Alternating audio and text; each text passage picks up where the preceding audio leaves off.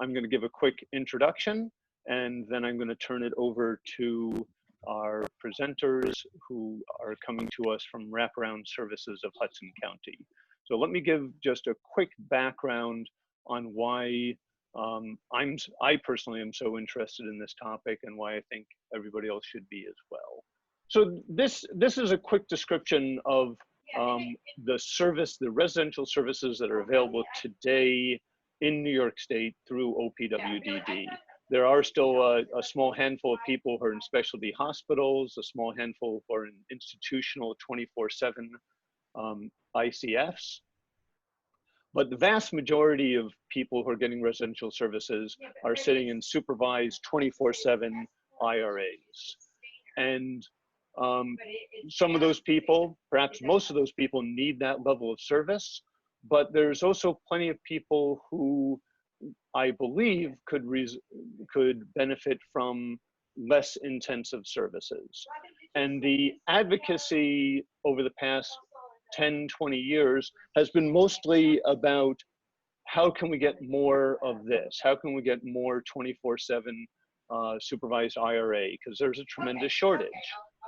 And what I would submit for people to consider is that the way to get more of this is to move, even if there's only 1,000 people in here who could benefit from instead wraparound services or a live-in caregiver, if we could move 1,000 people into these programs, that frees up 1,000 beds. And I know there's tremendous effort every year to try and get 80 more opportunities in supervised IRAs.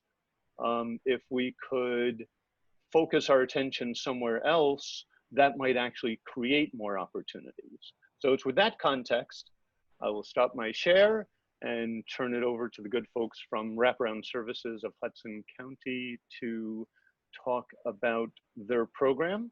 Morning, Jim. How are you today? Thanks for having us. I'm happy to join the meeting. My name is Jerry Dornwind. I'm the CEO of Wraparound Services in the Hudson Valley. I'm joined by Kelly Creswick, who is our Director of Wraparound Community Services, one of our programs that you've asked us to talk about. So the program, and I'm going to focus because of the time constraints, just specifically on the program. The agency itself provides many of the services that you were just talking about throughout the Hudson Valley, and we also have an 80-person school for preschool through adulthood. So the program we're talking about is called Wraparound Community Services, and what this really is an evolution of some thinking that a bunch of us here decided to really do a deep dive into back in 2015. We looked at how many, the simple concept was we were talking about how many people we think, if they were given intensive supports, could move from IRAs to life on their own. And the second phase, the second idea was how many folks are stepping up to residential that with intensive community supports would not need to do so. So with that simple tenant, we went about the process of building a BIP grant. We applied. We were given a demonstration project. The program is now 4 years old. We were past proof of efficacy. Broad strokes, there are about 80 people participating in the program today, spread out through 3 counties. When we piloted the program, we worked with 2 agencies, one in Nassau County, one in Orange County, to show that the model would work in urban, suburban, and rural settings. But at this point, this program stands alone as we are past the demonstration phase. So the general idea was, again, with intensive community supports, we're going to show that individuals who are on priority 1 lists and on application to go to an IRA, that we come in and work with that to de-escalate the crisis and allow the person to remain in the community. And the second goal is to keep people who are in IRAs, to allow them an opportunity to experience life on their own. So our first slide really shows those 3 services. Okay, so the program operates with 3 distinct services that are very much linked together, and we provide home of my own services. Go to the next slide. Supportive family services is where we come into family situations where there's high risk for placement. Think start teams, critical cases where the individual with disabilities is on priority 1 referral list for going to residential, and families really burned out, tired. And we come in and work with the family and try to help everybody reset their emotional batteries so that the individual can live home with intensive supports. Home of My Own is individuals who are living in the community at this time that are at risk for placement in IRAs. So we will get a referral from the DRO that an individual is facing eviction, has had some community issues or challenges, and we come in and begin to work with that person in order to allow them to remain in the community and avoid residential care. And the third is preparation for life on my own. This is where we go into residentials to IRAs and begin working with individuals, teaching them. Really, the goal of that program is to help the person prepare for life on their own, living in the community. And we'll go into detail about that, how we exactly do that in a minute. Kelly, let's see that. So the WCS program, we are a program that's trying to provide alternative placements to residential. We know the cost of supervised IRAs, and we understand that by providing intensive supports through ComHab services, we are saving the state some money. So that always helps. The 3 programs stand alone. However, they are very fluid in that we move from the Home of My Own services to the supportive home services to the preparation for life on my own services. Occasionally we start with someone who might be in the supportive family services, but they then move to preparation for life on my own services, and then eventually they get to the Home of My Own services. They share a common staffing model between the programs, but it depends on what the person needs and the fit for what their strengths and weaknesses are. So why did we choose to do this? Well, one is we felt that this was kind of an innovation that was needed in the array of OPWDD services. The program really, we felt, one, offers a choice, and it really does offer a community-based option to residential care. So at this point today, we, as I said, have 80 people in the program. There are about 18 to 20 that have stepped down from IRAs. And many who are still living with families who were priority 1 referrals at the time we began working with them. To date, over 4 years, only 4 people have had to move to, when they moved into the program, have had to go back to residential care, almost all of them due to medical fragility, to the point where they couldn't walk, without assistance, that kind of thing. It really did need 24-hour staffing. So we've had a long run of being able to prove that the program is able to safely provide intensive services and allow the person to live on their own. The program offers a high degree of flexibility. It is up to the individual we're working with to choose who they're going to live with, or if they're going to live alone, where they're going to live. One of the processes as we begin to prepare somebody to leave an IRA is to take them to communities in the county and let them pick where they want to live. We offer a lot of collaboration with community providers. So we build a circle of support and then act as kind of the battery to provide energy to the community supports to keep them active. But oftentimes in crisis, what we see is a lot of the community supports have fallen by the wayside, or persons no longer participating, and we really come in and start to charge that back up and get it going. We also offer 24-hour support, which is where that safety comes in. So for the safety aspect, when we meet families for the first time, talking about their family member living independently, living in their own apartment, their first concern is always going to be safety, whether it's their physical safety or their mental health safety or just the community safety aspect. So we offer that 24-hour support so that the person living in their own apartment can call someone on our team 24 hours a day. If it's the middle of the night and they are having symptoms or they can't breathe or they fell, We're there to support them. It may not always be a physical where, you know, we may not always have to come to them, but at least we're there to support them with what to do. If it's calling or 911, or if it's calling a neighbor to go and check on them. So that safety aspect is something that we provide with the 24-hour support. And our ease of use is we connect with everyone else in that person's world, between the families and the care managers, and we'll get into that later about what that circle of support looks like. So the other thing we talked about was that the program is managed care friendly. One of the things when we developed the program, we had an eye on how managed care would look at this, and how do we fit this model into traditional funding streams for OPWDD. The program operates when someone starts working with us in the program. We're usually between 20 to 25 hours worth of combat per week. We see that decrease over time, clearly, and we'll go into that in a minute. So one of the things people ask us a lot about is, well, what's the cost savings? What's the difference? At 20 hours a week, the average, the program would cost about $43,680. The average IRA in New York State at this point is $326 a day.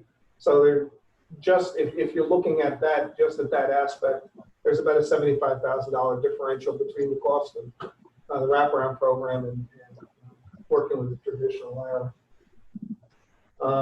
By no means do we look at this program thinking it is a fit for everyone. What this is think of this as a continuation of an array of services that can be provided under OPWDD certifications that allow for some innovation and allow for an option for some folks that are able to do this. What we are doing is proving that there is a wide range of individuals who can participate in the program, despite having both mental health and developmental disability challenges. Supportive home services really relieves the physical and emotional stresses placed on a person with disabilities. The first thing that we do is we come in, we find that we're working with an energized situation, is that we give people space. We'll come in and work with the individual and talk to the other family members about taking time for themselves, making sure they have time to recharge their emotional batteries, and then we see a calming of the situation leading to stability. Home of my own. We believe that people have the right to live in integrated community-based settings. So initially, one of the things we discussed was building apartment complexes, and then doing that kind of large housing. As we began to work with the folks that were participating in the program, we found they really didn't want that. They wanted to pick their communities that they were going to live in on their own and be fully integrated. So that's what we did. It took a little bit more time, but we find that as part of the process of moving out of the IRA, having control over being where you're going to live is certainly a confidence boost. We get asked questions about staffing. So consistent with our person-centered plan, the residential space is fully in control of the person with disabilities, and we call that, we really talk a lot about a forever home with them. While the staffing may change, the person remains in the home with coordinated supports. We do not have a lot of folks moving out of their apartments once they move in. Probably the number one thing we'll go in and work with people who are having a tough time is eviction. We have to undo the eviction, the issue in the program. We did pretty well with that. When we asked what are the keys to having a successful program, we went and read. When we started the program, we went to 2 DDROs and read all 58 of their priority 1 individuals who are at high risk. We had a high degree, there was mental health. But from that, what we deduced was that there were a significant number that we could stop from needing to go into residential care, and that was really our first group that we worked with. We just kept whittling down at that group of 58. The key learning piece to this was that we realized that the number one thing, the most important thing, is relationship. If the person that is working with us feels very strongly and connected to the program, we know that they'll call early in the process of having a challenge or an issue, and that allows us the time to get in and work with them. So it's one of the things right from the beginning that we spent a lot of time on. Preparation for life of my own, it takes us about a year to have somebody go from us starting to work with them in an IRA, then move on to life on their own. And why does it take that long? Depending on how long someone's lived in an IRA, there are a lot of external controls that we have to relearn and create internal decision making. Think about life in an IRA, right? Staff are the ones that kind of set the schedule for who gets up in the morning, what time is breakfast, what time is program starts. So when you look at life on your own, when you're living in an apartment, you have to get up in the morning. You have to be able to decide what you want to eat. You have to decide how you're going to get ready for the morning routine and get things moving ahead. If you don't spend a lot of time really preparing the person for that, when they move out, what you're faced with is a high degree of anxiety, and that can disrupt the placement pretty quickly. So we spend a lot of time building internal controls and internal decision-making processes, and also getting them to trust us, so that when the person moves in, they're picking up the phone and calling us as they become anxious. And we get a lot of phone calls the first month that we're working with somebody. Somebody moving out of an IRA, I don't care how well you prepare them, Kelly is getting 3 calls a day, 4 calls, and that's totally okay. We're good with that. 4 calls an hour. 4 calls an hour. Thank you. So some of our common program features, it's very individualized, and as Jerry was saying, it's all about choice. So we have some people who, when it comes to their services, they want 40 hours a week of ComHab, and we have some people who are okay with just 5. We do try to offer that 15 to 20 hours a week, because we find that the more support they have, the more successful they are, but that is completely up to them. We have people who want to live in the middle of the woods, and then we have people who want to live in a more apartment setting where there's neighbors and people for them to communicate with and socialize with. And again, that's completely up to them. They choose where they want to live. We have planned an emergency intake. A lot of the times with our crisis cases, we're getting those referrals for people who need help today, not in a month when we finally get the approval from OWDD or when we can finally get the paperwork together. We are in a practice of, as soon as we get that phone call that this person needs support in their home, whether it's the family's home or their own apartment, we swoop in probably within, I would say, 5 days. We're in their place, assisting them, regardless of the background documentation.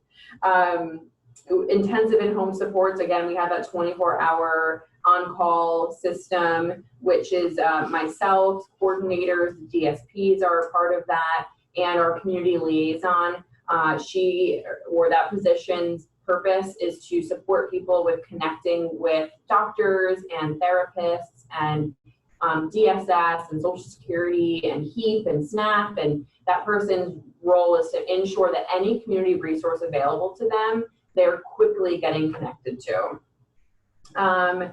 We have the DSP and home services, which we said. We coordinate and communicate with other services this person may have. That could be job coaching or day hab. Sometimes, I think you had mentioned the people who are in, now I can't remember what it's called. No, but they're crisis services where people come in to help them start. Thank you. The START program. So we coordinate and work with anyone that person has support from. We help setting up therapy for people and their families. We know a lot of the times we're walking into very challenging situations where some of the issues aren't just the person's weaknesses and disabilities, but it's also the whole family has, sometimes they have some deep-rooted issues going on, and so we're there to help fix that as a unit, because we understand that if the family is in a good place, then that person can maintain their success. And we support with transportation to any sort of medical appointments. We have a lot of people who have issues with Medicaid transportation, and that causes a lot of anxiety. Sometimes that requires ride sharing. Sometimes the Medicaid transportation is late or they don't show up at all. And so we want to mitigate that anxiety altogether, and we'll support with transporting to any sort of medical services. Throughout all of the 3 programs that we offer, there are some shared goals. We want to address the needs for the referral right off the bat. Where is the support needed most? Is it that they don't have money and they don't have food stamps? Okay, let's fix that first, and then we can move on to all of the other issues that need to be addressed. But what are the, very first and foremost is what is the main issue and how do we help? We like to create a strong relationship between the WCS team and the person and their family. I think that the most important aspect of the program is creating that bond that they trust us. We're here to support them. We're not here to judge their situation and their living environment. We are only here to help you. We want to improve the capacity for caregivers to provide support. So we will work with just the families and parents, and not have the person involved. If they need meetings and training specifically for them to be able to help their child, we can provide that as well. Person-centered services, I think that goes without saying. And we want to prevent unnecessary residential placement or get someone out of residential placement that's not working for them. You can see our circle of support graph. So this is kind of what I was saying before, how we really want to strengthen the circle of support, because it's not just us that's going to support the person, but it is the WCS staff, the parents, their siblings, any other grandparents, aunts, uncles, cousins in the area, church members, or if they volunteer at the local ASPCA, they're part of the circle of support. Any other services they've received, such as Semper Day have, any other caregivers, OPWDD is a big proponent of this, and any other family and friends. So we include everybody in that circle of support.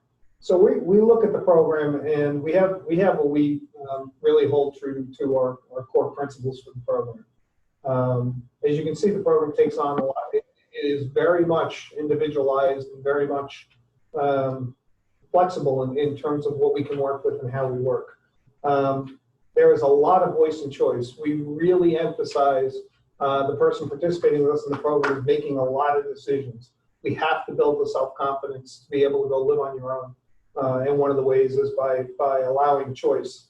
We are team-based at every step, whether it's team-based using our community resources or a team-based meeting as a group to figure out how best to provide a service. There is quite a bit. It was a heavy dose of team-based. We focus on strength-based, and this is something that I think is very important.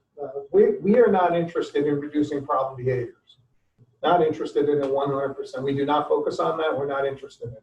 What we're interested in is increasing the skills they need to be successful, right? So we focus on increasing strengths and increasing skills. We talk that way. We will not talk about, I wish John would, we're working with John and he tends to make stuff up, so we're going to have to reduce the amount of time that he's not telling the truth. Well, no, we want to focus on how often he's accurate in his communication, right? And we constantly focus on building strengths. Very, very important. It creates think about it, if you're constantly talking about increasing strengths and the success they're having and working on those, you're constantly in a positive mode of talk and communication, which then strengthens relationships and allows you to intervene during crises. There's a lot of collaboration that you need to do in order to run this program and do this. So you have to build strong community ties. And the person participating has to be able to invest in those ties along with us as we go through. We believe in a lot of natural support. So again, we focus on creating a big circle of support. And we focus on using communities. Instead of trying to do all the work ourselves with regard to treatment, medical, and therapy, very early on, we decided the program initially in its model, when I was writing the first design of this, had a therapist in it. We really quickly realized that it was much more important to have the person going into the community and participating in therapy with DSP supports as being able to exercise and use a community support on their own. So that's what we did. There's a lot of cultural competence that has to go on, so we keep that in mind as we're working with families, a very diverse group of families. Probably the most important core principle is unconditional. Kelly says it, and our team is amazing at this. And we are going to work with you. No judgment on what's happened in the past. We want to move forward, and we're going to be successful. That is a very important part of this. Outcome based. So we do track number of folks that stepped up. We do track costs. We do track average number of ComHab hours that we utilize, so that we can begin to think about, when managed care does come, we can talk about that in a way that is managed care friendly. Our program model is very simple, and Kelly will go into that in a second. So for our program model, I went into this a little bit with a circle of support, but just to break down the WCS team, we have a program director, we have multiple program coordinators, we have a team of 40 DSPs, and then we have that community liaison. So we equally share the responsibilities of keeping this person safe and successful in their setting or with their families. Our core services for the program, we have DSP services that bill community rehabilitation traditionally. We have staff action plans that list out the person's goals and valued outcomes, and that the DSPs go in and work on those specific goals for the person. Again, that 24-hour support, the family inclusion, if the person is willing and allows us to work with their families, we include them every step of the way. However, we definitely have people in the program who do not want their parents involved, and that's okay as well. That circle of support I mentioned, the day services I mentioned, you know, connecting with the other services the person is part of.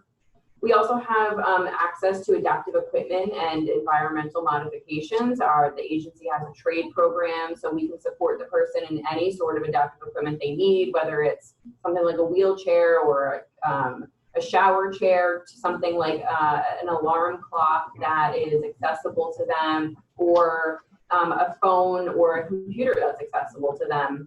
So we definitely get creative with that. And we hold monthly meetings with the program if changes they want to see. It's very person-centered. They come in and they create the agenda and they tell us what they want to talk about for the day. As long as we bring them a snack, they're happy to participate, and they enjoy telling us, like, well, I like when my DSP brings me out into the community, but I don't like when my DSP is on their phone. And so we listen to that, and we ensure that we're going back to their staff and changing the things that need to be changed. We also provide recreation and socialization services. Back before COVID, we every week had some sort of community event. Sometimes it would be held in our building where we'd be having like a bingo day, but a lot of times we had things out in the community. In the Hudson Valley, we are known for all of our historic sites. So going on tours, going to any parks, hiking, having barbecues. So anything to get people together, to make friends, form relationships. We were all about that.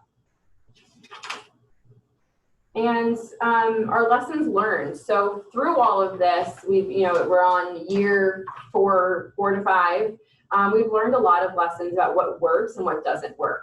One of our big things is staff recruitment. So we're continuously recruiting new staff, recruiting staff that have experience. We found that hiring staff that have never worked in the field before wasn't always successful, because our ComHab staff, they're on their own. They're very independent. They have to have that autonomy of knowing what to do and how to interact with people and how to work on goals with them. So we find that by hiring staff that have that background experience, whether it's in an IRA or a DayHab or a SEM program, they're coming into the program with that core experience. When it comes to interviewing the staff, we like to hear that they are able to work with some challenging situations. So we ask them questions targeting that. And we find that with active recruitment, we're able to constantly refresh the staffing model. So sometimes we have someone who works really well with a person for 6 months. And then after 6 months, they're both getting tired of each other. The person's tired of the staff is kind of getting burnt out from the person. So with that continual recruitment, we're able to replace and then change that staff who maybe is getting burnt out to a new person to work with. So that continual recruitment helps us. Along with the part of the DSP interview, we don't work off of a list saying, okay, this is the next person. I mean, this person's on the waiting list. They're on the top of the list. They go into the next. They go to the next person.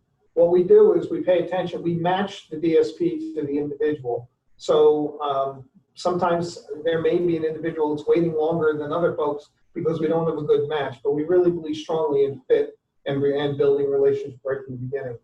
We've learned that crisis assessment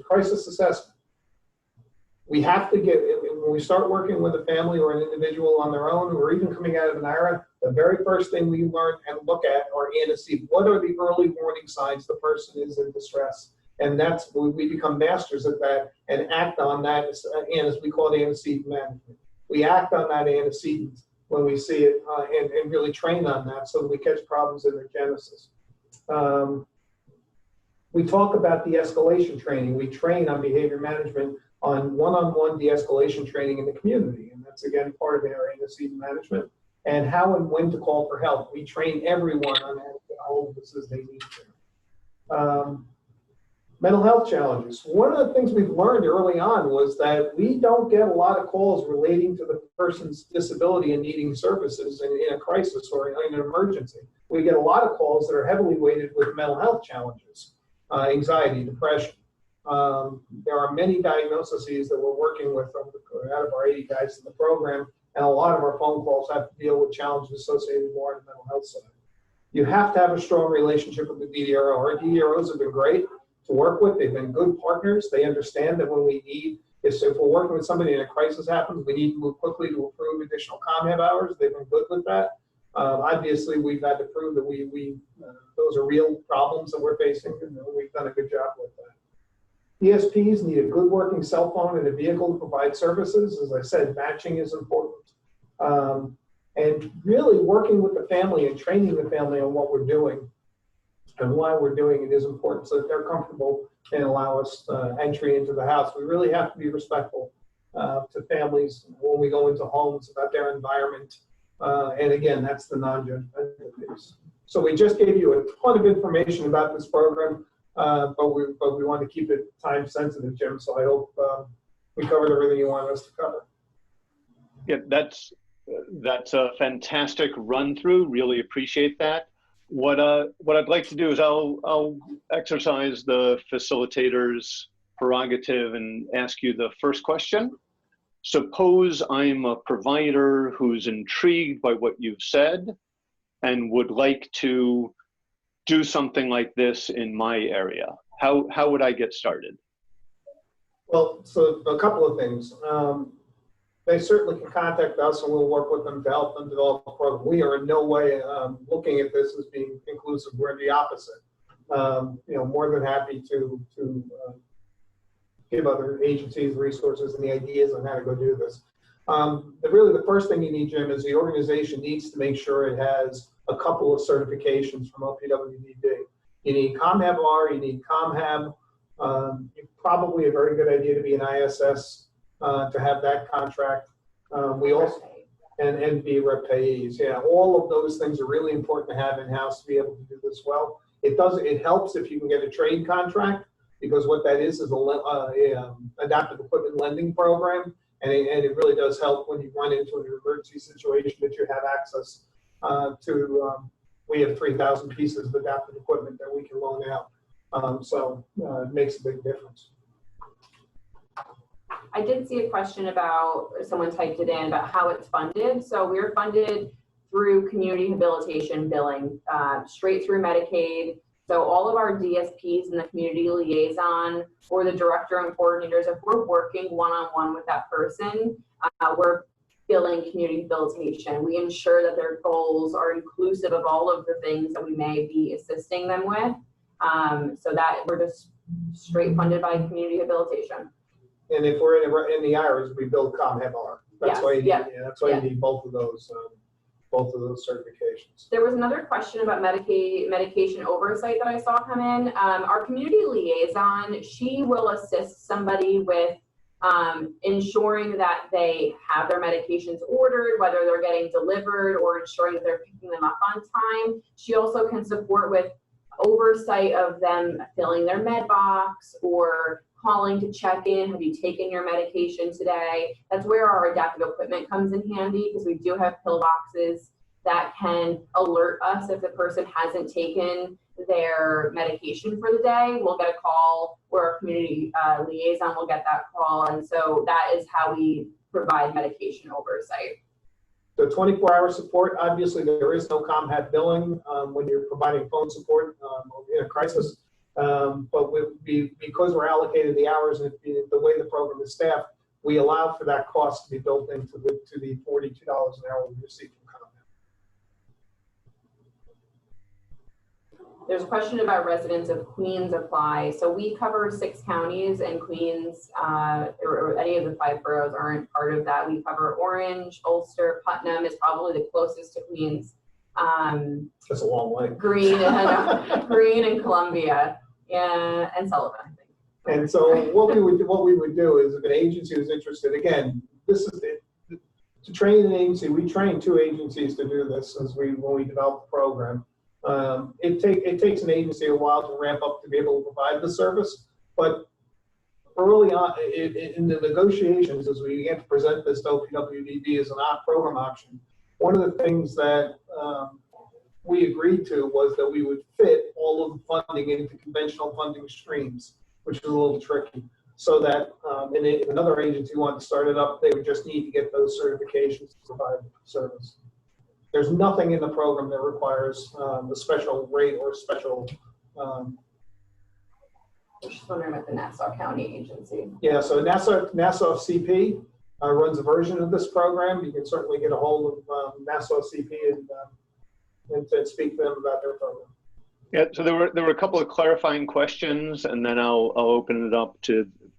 Right now I've got everybody muted, but one clarifying question was exactly how do you support the availability of the 24/7 crisis call line?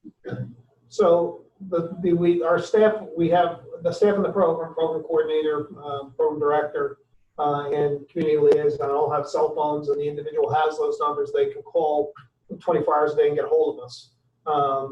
The cost for that is built into the ComHab, the revenue that we get for providing the ComHab services. Okay, so so you build that cost into the day rate. Correct. And what we find is that there's a lot of use of the emergency call early on. A year late, if you took our guys who've been in the program over a year, how often do they call at night? Yeah, not often anymore. Right.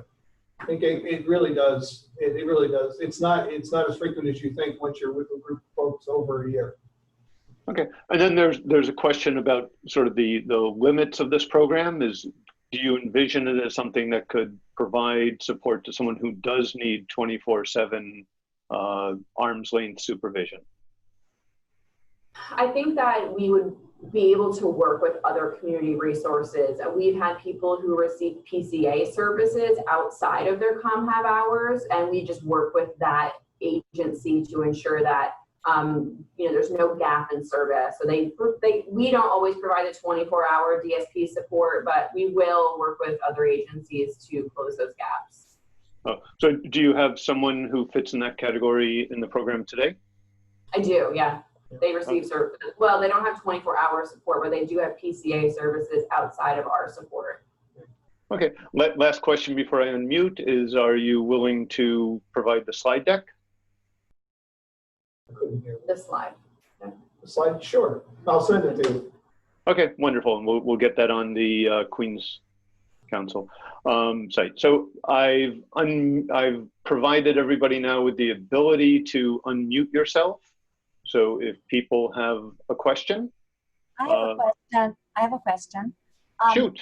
I hope this is not too simplistic, but what brought you folks into being? That is to say, is it the lack of beds in the brick and mortar now, the 24-hour IRA, from agencies such as AHRC or YAI or, Jewish agencies? In other words, what brought you into existence? I understand you're funded by the state, but are you trying to fill the need of the fact that there are no more brick and mortar beds being built? No.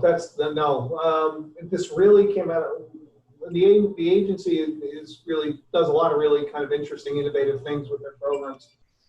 This literally, we were sitting in a room like this, and we had a discussion about the continuation of OPWDD services.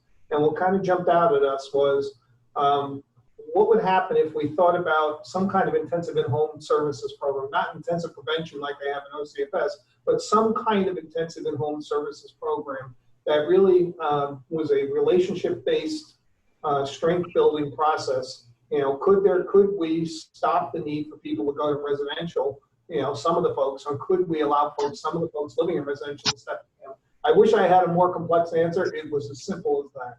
From that came a larger discussion, and I wrote the program model.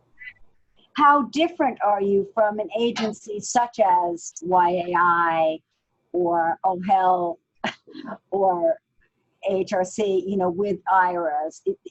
I guess what brings this question to the forefront of my mind is Jim's initial comments about, in his graph, about the 24 IRAs, you know, being, if I understood him correctly, Jim's graph correctly, there's no beds. There are no beds, literally, almost no beds in the traditionally run agencies, the brick and mortar. And is that what you folks are addressing, you know, or meeting that need? We really didn't come at it. We really don't come at it from a, we don't think we need, we have, let's say our agency operates IRAs. That's supportive work. There's a need for every level of program. One of the things that this program can do is that it can allow some of the folks living in IRAs to be able to live in the community, which then allows space in the IRA beds for people on waiting lists that need to get in that truly need 24-hour support.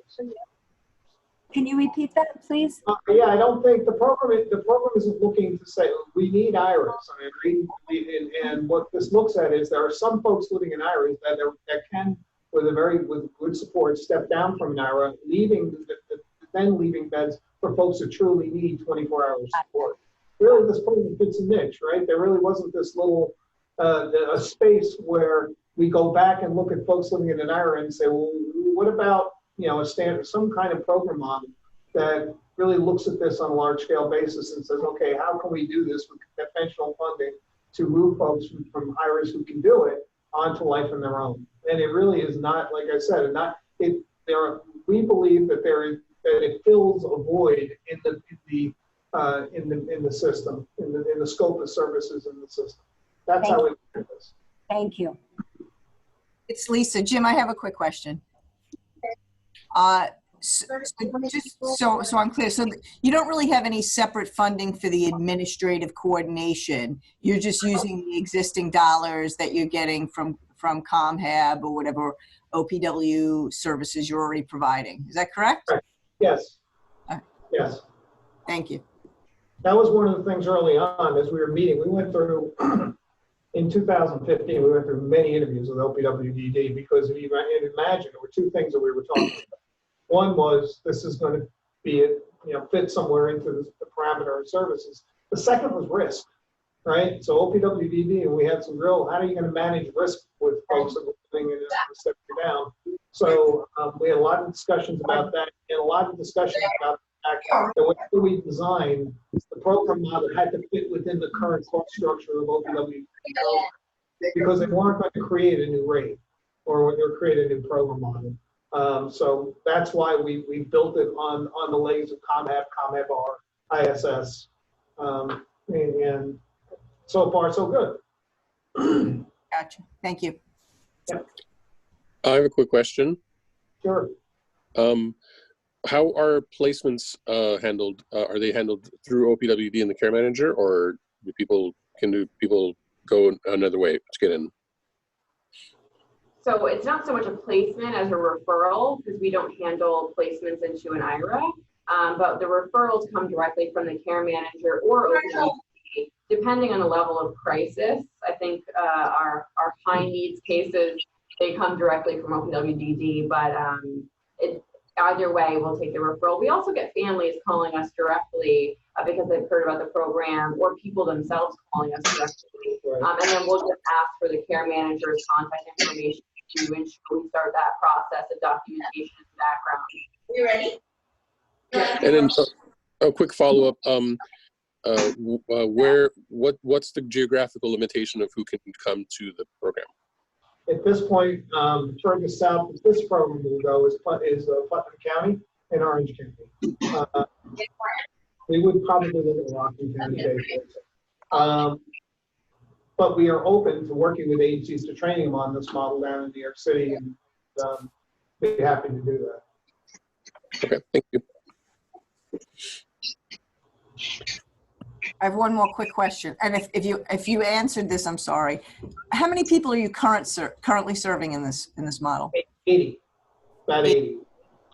About 80. Of the 80, we probably, since the life of the program began, we're probably well over 110. Yeah. We have had only 4 folks that need to go up to a higher level of care. One was severely medically fragile and needed the supports. Another went to through hospital to a nursing home where he remains. Trying to do the other ones. Yeah, but again, very low number of folks who are in the program had to step up to a higher level of care.